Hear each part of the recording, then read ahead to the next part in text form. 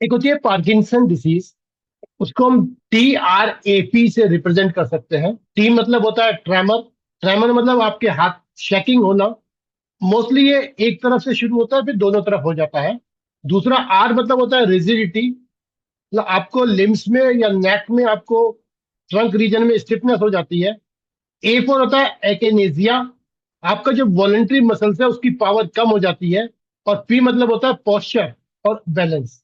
ये आपको मैंने एक पिक्चर बनाया हुआ है, लगभग इस तरह का जो है वो शख्स हो जाता है, थोड़ा आगे की तरफ झुक के चलता है। फेस पे कोई इंप्रेशन नहीं होता है। फॉरवर्ड थोड़ा झुका हुआ होता है। दोनों हाथ पे हाथ जो है वो स्विंग नहीं करते हैं, मतलब वो ऐसे बिल्कुल हाथ रोक के चलता है। पैर थोड़े मुड़े हुए होते हैं। तो इस तरह का एक पिक्चर है जो मैंने आपको दिखाई। ये पार्किंसन डिसीज का पेशेंट है। होता क्या है? Parkinson disease is a progressive disorder that affect the nerves. आपके नर्वस सिस्टम को अफेक्ट करता है। पार्किंसन डिसीज एक प्रोग्रेसिव डिसऑर्डर है जो धीरे धीरे बढ़ता चला जाता है।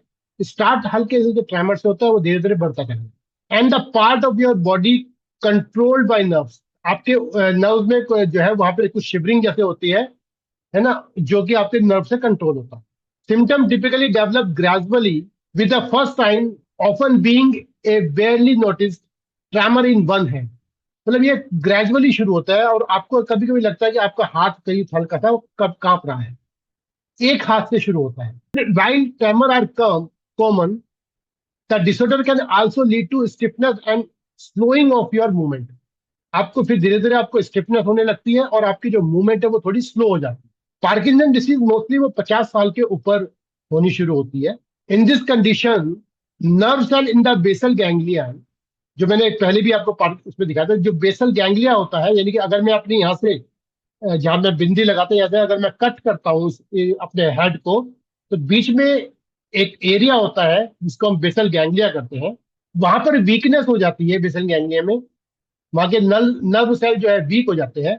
और वहां पर वो जो उस एरिया में यानी बेसल गैंग्लिया में आपका डोपामिन प्रोड्यूस होता है। डोपामिन जो है न्यूरो है, मतलब न्यूरॉन्स हैं जो वहां से जो है आपके निकलते हैं। As a result the basal ganglia can not smooth out movements as they normally would. मतलब जैसे जब वो कम हो जाते हैं, तो जैसे आपका मूवमेंट होता है वो जो मूवमेंट है जो बेसल गैंग्लिया का, वो इतना स्मूथ मूवमेंट नहीं रहता, लीडिंग टू ट्रैमर। और उसकी वजह से आपको ट्रैमर आने शुरू हो जाता है। आपको इनकोऑर्डिनेशन हो जाता है, आपको चलने में इनकोऑर्डिनेशन शुरू हो जाता है। And slow the reduce movement, आपका मूवमेंट जो है रिड्यूस हो जाता है। और इस सिम्टम को हम ब्रेडिकाइनेजिया बोलते हैं। ये मैंने एक पिक्चर दी है आपको। ये बीच का एरिया है, ये बेसल गैंग्लिया का एरिया है। ये नॉर्मल न्यूरॉन है आपके, है ना, जैसे ये एक्सॉन होता है, ये न्यूरॉन है आपके, है ना। इसमें से आपको जो ग्रीन ग्रीन कलर का दिखाई दे रहा है वो डोपामिन रिलीज कर रहा है आपके न्यूरॉन। और जो ये जो है आपका दूसरा न्यूरॉन जो है वो उसको रिसीव कर रहा है। इसको बोलते हैं ट्रांसमिटिंग एंड रिसीविंग बोलते हैं इसको। एक एरिया से न्यूरॉन ट्रांसमिट हो रहे हैं और एक एरिया उसको उसको जो है रिसीव करता है। इसको साइनेप्स बोलते हैं, जो मैंने आपको पहले भी बताया था।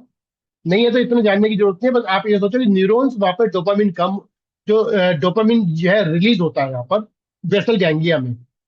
फिर उसके बाद मैंने एक पिक्चर दिया जहाँ पे जो पार्किंसन डिसीज का जो पेशेंट है उसका डोपामिन कम हो जाता है, यानी ग्रीन कलर का जो दिखाई दे रहा है आपको कम हो जाता है। और जब डोपामिन कम हो जाएगा न्यूरॉन में, तो ये आपका जो है मूवमेंट जो है, ये जो आपको मूवमेंट देता है, बॉडी में मूवमेंट देता है, या वो कम हो जाएगा आपकी बॉडी में, मूवमेंट में रेस्ट्रिक्शन आ जाएगा। साथ साथ इसमें हम बोलते हैं जैसे मोटर इंपेयरमेंट और non motor impairment. Motor impairment जिससे मूवमेंट आता है, नॉन मोटर इंपेयरमेंट जहां मूवमेंट नहीं होता है। तो ब्रेडिकाइनिया जो होता है ब्रेन में, यहाँ पे कॉग्निटिव इंपेयरमेंट हो जाता है।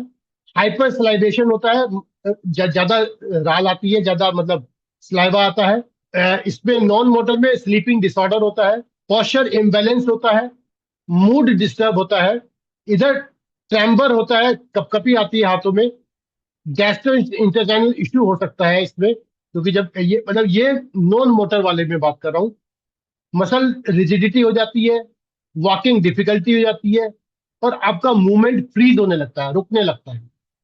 जो नॉन मोटर है उसमें GI ट्रैक में प्रॉब्लम हो सकती है। स्वेट एंड ऑल्फैक्टरी डिसऑर्डर हो सकता है, सूंघने में प्रॉब्लम हो सकती है, एंजाइटी एंड डिप्रेशन हो सकता है, और पेन भी हो सकता है। तो ये दोनों प्रकार की भी आपको प्रॉब्लम हो सकती है जो मैंने यहाँ पर लिखी है। हमें डायग्नोज कैसे करते हैं हम, सिम्टम क्या है उसके? Parkinson disease typically begin with A course rhythmic tremor in one hand while it is at rest. जब आप रेस्ट पे होते हो तो आपको जो है हाथ में ट्रेमर आते हैं। तो मैंने एक पिक्चर नीचे बनाई है। वैसे तो पता नहीं चलते हैं, आप किसी को देखोगे तो ट्रेमर पता नहीं चलते हैं, लेकिन आप अगर इस तरह करके आप अपनी फिंगर को रखोगे पेशेंट से, तो देखोगे तो पेशेंट का थोड़ा थोड़ा हाथ आपका कांपना शुरू हो जाएगा। या मैं ऐसे करता हूँ, अपनी दोनों उंगली ऐसे रखता हूँ और दोनों उसके दोनों हाथ में जो है, दोनों हाथ की जो उंगली अपनी उंगली पे मैं उसको होल्ड करता हूँ। और होल्ड करता हूँ तो मुझे दिखाई देता है कि किसी हाथ में उसको ट्रेमर आता है। मैं ऐसे भी देखता हूँ, मैंने एक पिक्चर यहाँ पे लिया। तो this tremor decrease when the hand is intentionally moving and disappear completely during sleep. जब मैं किसी हाथ को अपना मूवमेंट करता हूँ तो ट्रेमर बंद हो जाता है। और जब स्लीप मैं सोता हूँ तो उस वक्त बिल्कुल वो ट्रेमर नहीं है। मैं पार्किंसन डिसीज के पेशेंट की बात कर रहा हूँ, मैं से मतलब पार्किंसन डिसीज का patient. Over time the tremor में progress on the other hand. धीरे धीरे जब डिसीज बढ़ती है तो एक हाथ से दूसरे हाथ में भी ट्रेमर आने शुरू हो जाते हैं, आर्म्स में या लेग्स में। It can also affect other area such as jaw, tongue, forehead and eyelid. धीरे धीरे ये डिसीज बढ़ती है तो आपको जॉ में, टंग में, सर पे, फोरहेड पे या आईलिड पे भी ये प्रॉब्लम आ सकती है। इमोशनल स्ट्रेस और फटीक में वर्सन दिस ट्रेमर। अब यहाँ पे कोई इमोशनल प्रॉब्लम है हो जाए, या किसी को कोई फटीक हो जाए, ज्यादा कोई वो मतलब फटीक हो जाए, तो ये जो है डिसीज बढ़ने लगती है या उस समय ट्रेमर ज्यादा आते हैं, ऐसा बोल सकते हैं। Additionally facial expression may become less pronounced because the facial muscles that control expression do not move as they should। मतलब आपकी जो फेशियल मसल्स है वो मूव नहीं करती है, जिसकी वजह से आपकी फेस पे एक्सप्रेशन कोई नहीं आता है। मतलब अगर आप देखोगे किसी को एक्सप्रेशन नहीं आ रहा है या कोई ट्रेमर आपको नहीं दिखाई दे, तो आप समझ लो कि वो भी पार्किंसन का पेशेंट हो सकता है। This can result in a blank stare with the mouth open and infrequent blinking. Blinking नहीं होगी उसकी आईज, है ना, माउथ ओपन रहेगा उसका, है ना, और उसको जो है आपको ब्लैंक स्टेयर, आपको एक एक टकटकी लगा कर देखना, ऐसा कुछ दिखाई दे, मतलब पेशेंट ऐसा हो सकता है। As a result muscle rigidity in the face and throat. Individual में एक्सपीरियंस ड्रूलिंग, पेशेंट को राल आ सकती है, मतलब ड्रूलिंग हो सकती है, और चोकिंग, मेकिंग swallowing डिफिकल्टी, और उसको निकलने में प्रॉब्लम हो सकती है। When a person with Parkinson disease moves, जब एक पर्सन मूव करता है, देयर मूवमेंट में फील स्टिफ एंड जर्क। तो उसको मूवमेंट में थोड़ी प्रॉब्लम होती है, स्टिफनेस लगती है और उसको जर्क आ सकता है। Making it difficult to initiate motion. तो मोशन स्टार्टिंग करने में उसको प्रॉब्लम होती है, मतलब कोई किसी चीज को स्टार्ट, चलने में उसको प्रॉब्लम होती है, स्टार्ट करने में प्रॉब्लम होती है। This stiffness and reduced mobility can contribute to muscle ache and fatigue। और इस मोबिलिटी की वजह से आपको मसल्स में दर्द या फटीग आपको महसूस हो सकता है। मतलब जब थोड़ा सा चलोगे तो बहुत थकावट महसूस होगी, क्योंकि बहुत आपको बहुत ज्यादा मेहनत करनी पड़ती है चलने में। पार्किंसन के पेशेंट को तो वो जल्दी थक जाता है।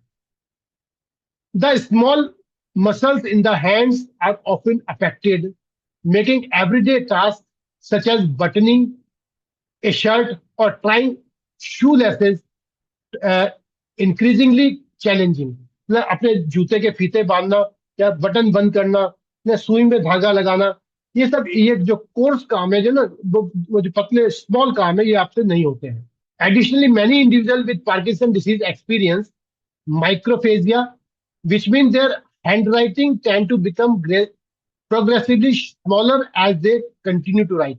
मतलब अगर उस पेशेंट को देखोगे, बस पहले साइन अगर उसके देखोगे, पहले साइन थोड़े बड़े होते थे, धीरे धीरे वो साइन की जो है वो छोटे शुरू हो जाएंगे। यानी कि उसकी राइटिंग छोटी होनी शुरू हो जाती है पार्किंसन के पेशेंट की। ये सब डायग्नोज का तरीका है। अभी कल ही मेरे पास एक फोन आया था, उन्होंने कहा कि जो है ना, कि पेशेंट बिल्कुल ठीक है, मैंने बहुत सारी उसकी डायग्नोज कर ली, कोई डायग्नोज नहीं हो रहा।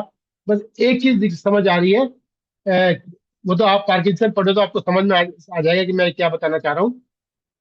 कि उसको ना, जब वो चलती है तो चलने में उसको गिरने का डर लगता है कि मैं गिर जाऊंगी, ऐसा उसको महसूस होता है। और मोस्टली जब स्लोप में चलती है, स्लोप में तो ज्यादा ऐसा होता है। तो एक ये सिम्टम बताया, बाकी कुछ डायग्नोसिस नहीं था। तो मैं इससे फौरन समझ गया था कि इसको पार्किंसन है। मतलब डायग्नोज नहीं है, डॉक्टर ने भी डायग्नोज नहीं किया है, मगर मैंने आपको उनको बताया कि इनको पार्किंसन हो सकता है, क्योंकि उसका बॉडी पोस्चर पार्किंसन के थोड़ा आगे की तरफ होता है। पहला कदम रखने में प्रॉब्लम होती है, गिरने का डर लगता है उसे, और गिर भी पड़ता है पेशेंट, क्योंकि वो पेशेंट तो अपने आप पैर उठा देता है, लेकिन पैर उसका उठता नहीं है, वो बिल्कुल ऐसा होता है, चिपक जाता है उसके जमीन से। तो फिर वो पेशेंट गिर पड़ता है, और वो पेशेंट मोस्टली आगे की तरफ गिरता है, क्योंकि पोस्चर आगे की तरफ होता है। तो पार्किंसन का पेशेंट जो है वो आगे की तरफ गिरता है।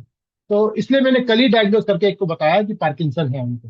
तो मैं बता रहा था आपको, at walking can also be difficult for those with Parkinson disease, specially when taking the first step. Once they being walking, they may drag their feet. जब वो चलना शुरू करते हैं तो फीट जो है थोड़ा ड्रैगिंग करते हैं, एंड टेक शॉर्ट स्टेप, और उसके जो कदम है वो थोड़े छोटे छोटे रखते हैं वो, विदाउट स्विंगिंग देयर आर्म। और अपने हाथ को जैसे चलने में जैसे स्विंग करते हैं ना, ऐसा वो नहीं करते हैं। Some people struggle to stop और टर्न वाइल वॉकिंग। उन्हें रुकने में, अगर किसी को रुकने को कहो एकदम रुक जाओ, तो रुकने में उनको प्रॉब्लम होती है। वो एक दो कदम आगे जाके रुकते हैं, और उनको जब टर्न करने को कहोगे वो टर्न नहीं हो पाते हैं एकदम से। And in advanced stage of the disease, they might suddenly stop moving as if their feet are glued to the ground. और कभी कभी ऐसा लगता है उनका पैर जो है जैसे नीचे चिपक गया हो जमीन पे। Others may unintentionally quicken their pace, almost running to avoid falling.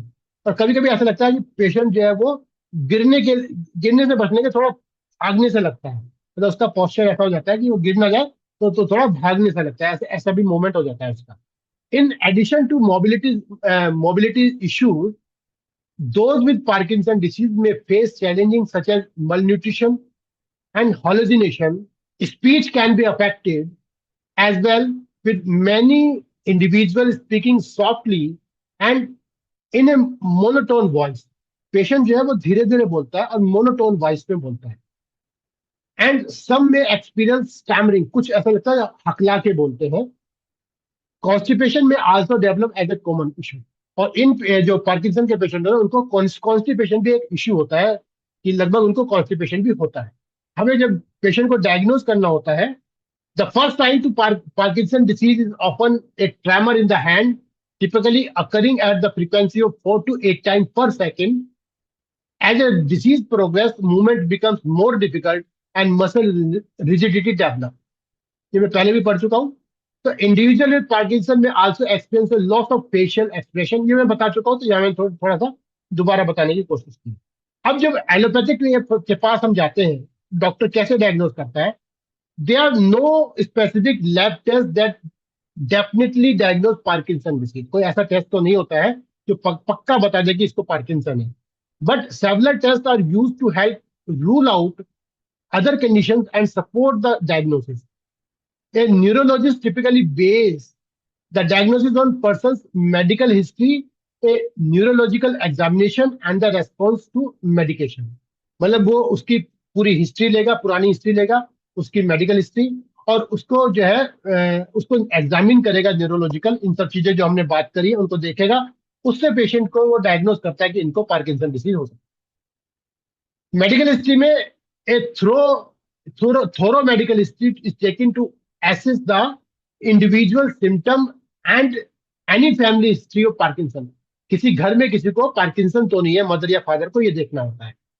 दूसरा, a neurological examination focus on specific movement pattern. हम उसका चलने का पैटर्न को देखते हैं, पॉस्चर को देखते हैं, बैलेंस को देखते हैं, और कोई न्यूरोलॉजिकल साइन है जिसको हम डिटरमाइन करते हैं if they are consist with Parkinson. Parkinson के साइन जो होते हैं उनको हम वहां पे देखते हैं। अगर कोई भी मिलता है तो हम उसको फिर हम उसके आगे फर्दर इन्वेस्टिगेशन कराते हैं। एक होता है डीएटी स्कैन, यानी कि डोपामिन ट्रांसपोर्टर स्कैन होता है। ये किया जाता है पार्किंसन के डिसीज का। दिस जो स्कैन होता है help visualize the dopamine transporter system in the brain. It can help confirm to rule out Parkinson's disease by showing if dopamine producing cells have been lost. तो ये बता देता है कि आपके जो डोपामिन सेल है वो लॉस हो रहे हैं, कम हो रहे हैं, ये आपको बता देता है। ये स्कैन होता है। दूसरा एक और होता है पैट स्कैन कराते हैं, जिसको पोजिशन इमेजिंग टोमोग्राफी बोलते हैं। Can provide more detailed imaging images of the brain, है ना, एक्टिविटी एंड मेटाबॉलिज्म। ये आपके ब्रेन की एक्टिविटी और मेटाबॉलिज्म को बताता है, विच में be useful in diagnosing Parkinson's और रूलिंग आउट अदर पॉसिबिलिटी। तो और ये कोई और पॉसिबिलिटी है या पार्किंसन है, इसको रूल आउट करने में हेल्प करता है। तो हम पैट स्कैन करा सकते हैं या डा टी स्कैन करा सकते हैं, जिसकी वजह से हम डोपामिन स्कैन करा सकते हैं, जिससे हम डायग्नोज हो जाता है कि पार्किंसन है या नहीं है। अच्छा, हम हर एक ट्रेमर पार्किंसन नहीं होता है। हर एक ट्रेमर जो है, कोई भी हाथ कांप रहा है तो पार्किंसन नहीं होता है।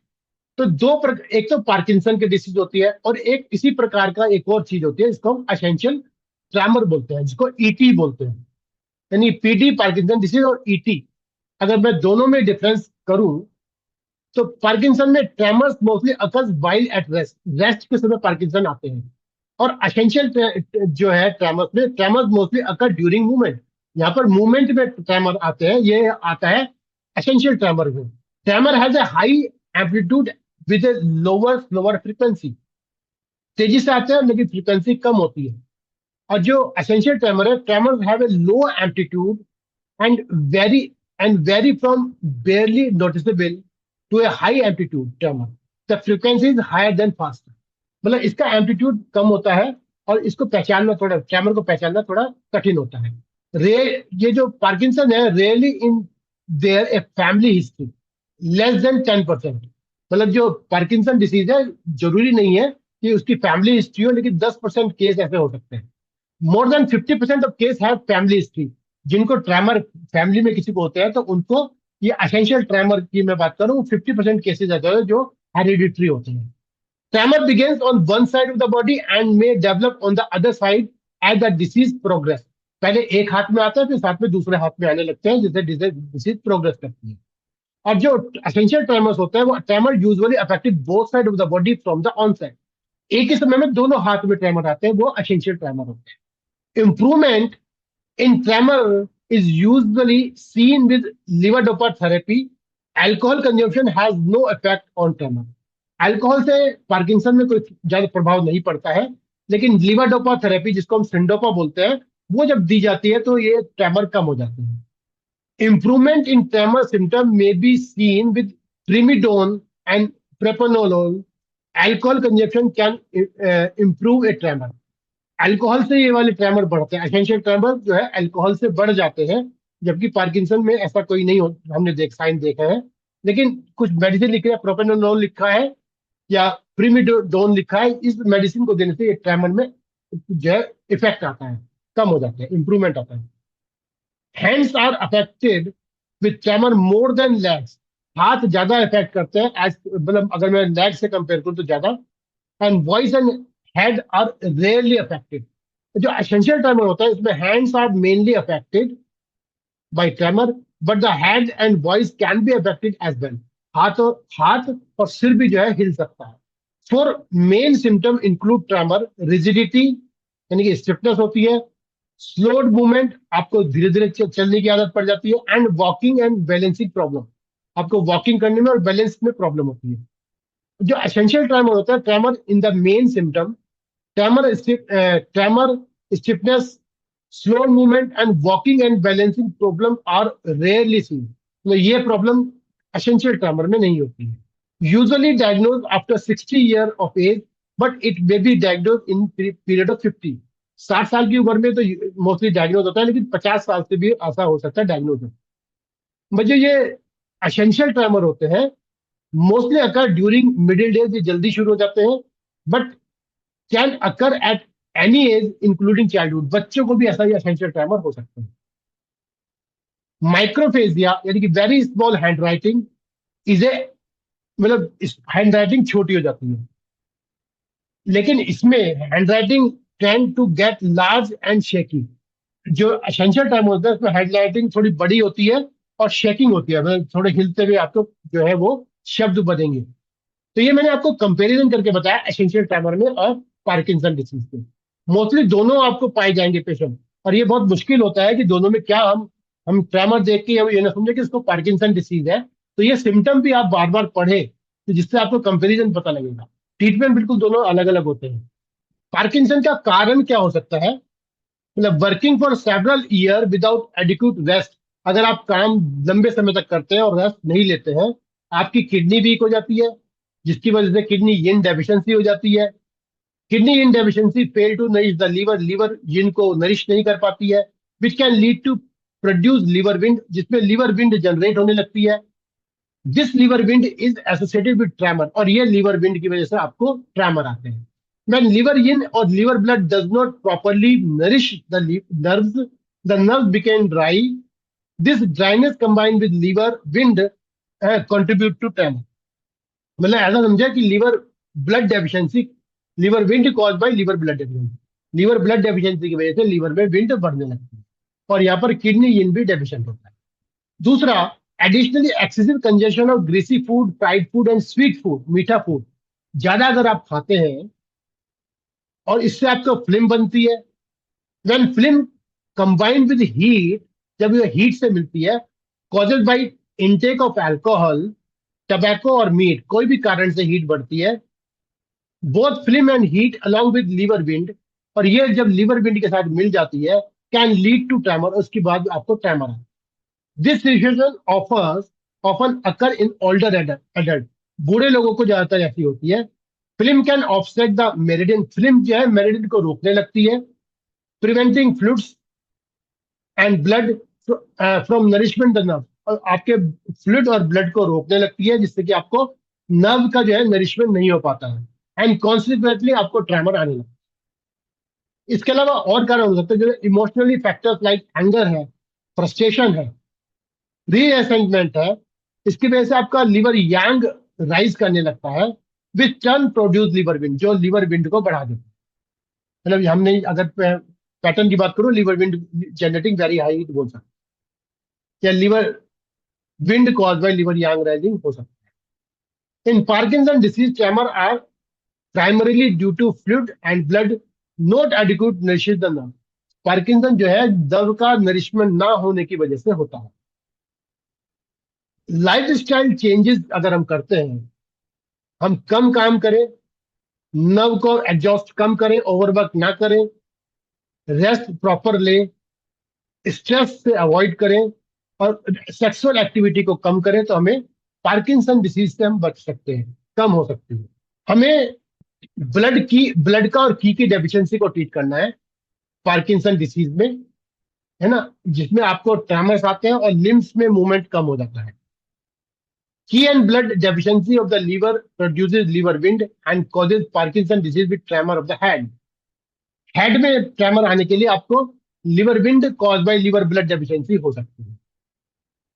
Phlegm heat producing wind which cause Parkinson disease and obesity, uncoordination walking with tremor of the limb. Flame heat producing Parkinson disease with tremor in the hand and small handwriting. Kidney and liver in deficiency raise yang rising, causing with producing Parkinson disease with thin body, tremor of the head, jaw and limbs. या internal wind का attack होके भी आपको Parkinson disease हो सकता है। वही मैंने यहाँ पे बताने की कोशिश की है, जैसे कि की और ब्लड की डेफिशिएंसी हुई है, यहाँ पर पार्किंसन डिसीज है विद ट्रैमर, लिम्स एंड को, हाथों पैरों को मूव करने में डिफिकल्टी हो। सिम्टम है tremor of the limbs, staring eyes, but eyes मतलब एक तरफ स्थिर हो जाएंगी, difficulty in moving, walking up मतलब कोऑर्डिनेटली, अनकोऑर्डिनेटली मतलब आपका वॉकिंग जो है बिल्कुल कोऑर्डिनेशन खत्म हो जाएगा, डिजीनेस, ब्लड विजन, स्वेटिंग जो है वर्स होगी, है ना, विद मूवमेंट आपको पसीना ज्यादा आएगा जब मूवमेंट करोगे, क्योंकि एफर्ट ज्यादा लगाने पड़ते हैं, बोलना पसंद नहीं करोगे, ऑक्सीपिटल में स्टिफनेस होगी, क्रैम्प आ सकते हैं हाथों और पैरों में, और आपका कॉम्प्लेक्शन जो है थोड़ा शैलो हो सकता है। Pale and shallow tongue with tooth mark and quivering tongue, आपकी टंग थोड़ी क्वेरिंग करेगी, हिलेगी टंग, वो भी पार्किंसन को बताता है। एंड फाइन पल्स, तो यहाँ पर हमें क्या करना है, हमें की को टोन करना है, ब्लड को नरिश करना है, और विंड को एक्सपेल करना है। लीवर 8 ब्लड को नरिश करता है, SP6 स्टोमक 36 आपके ब्लड को और की को टोन करता है, CV4 जो है ब्लड को नरिश करता है।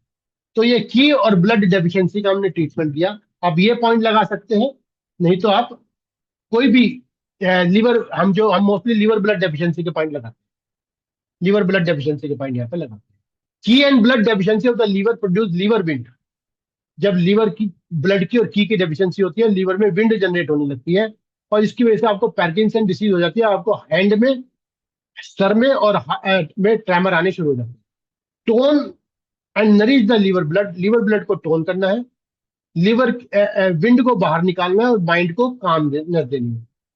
तो हम वैसे H7, H5, स्टमक 36, HP5 को टोन करते हैं, लीवर 3 और लीवर 14 को सीडिएट करते हैं।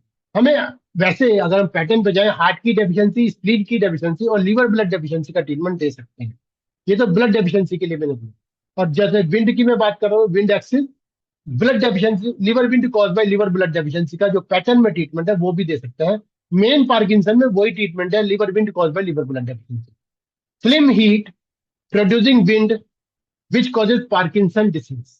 यहाँ पे ओबिसिटी होगी, अनकोऑर्डिनेटिंग होगा, अनकोऑर्डिनेटिंग वॉकिंग होगी और ट्रैमर ऑफ द लिम्ब हो सकता है। सिम्टम आप कहोगे, tremor of the limb which can be immobile, uncoordinating walking, obesity होगी, आई जो है एक टकटकी लगा के देखेगा, माउथ ड्राई होगा, स्वेटिंग ज्यादा आएगी, डिजीनेस होगा, येलो फिल्म हो सकती है, स्टिफ बैक हो जाए और बैक हो जाएगी, एक्सरसाइज नहीं कर पाएगा, वो पसंद नहीं करेगा।